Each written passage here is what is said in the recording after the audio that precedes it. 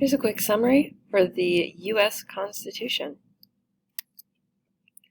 So after the Revolutionary War, the brand new country of the United States needed a way of organizing its government. They started with the Articles of Confederation, and that lasted a few years from 1781 to 1789, but it had some weaknesses to it, so they didn't keep that one forever. It needed to be revised. And the Founding Fathers came up with and wrote the Constitution. The Constitution began governing our country in 1789, and this is still the same document that we use today. It's one of the oldest constitutions that a country still uses, and part of that you'll see later is that there's a section where you can add on and make changes to the Constitution.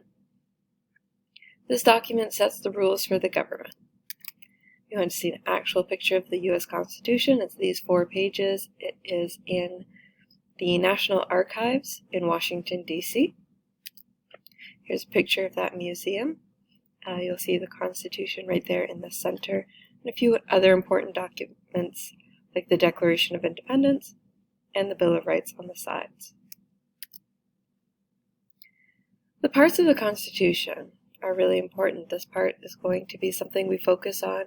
A few new vocabulary words here. The Constitution starts with a preamble. That's the introduction to the Constitution. The preamble for our Constitution is 1 sentence, but it includes a lot of big ideas about how our country is set up. Talks a little bit about some freedoms and rights of the people. This preamble starts, "We, the people of the United States." The bulk of the body of the Constitution are called articles.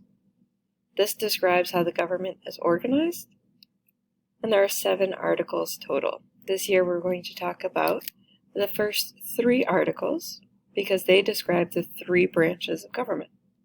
It describes the legislative branch. This would have Congress, like the Senators and House of Representatives.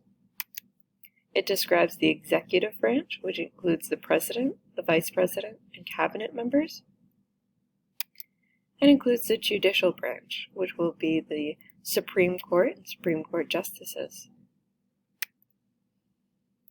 Finally, the Constitution includes amendments. These are the changes and additions to the Constitution. There are 27 amendments total.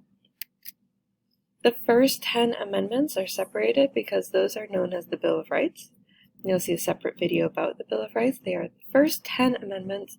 They were all passed together. So they wrote the Constitution, and a few years later they added on these rights that they think the people of the United States should be guaranteed.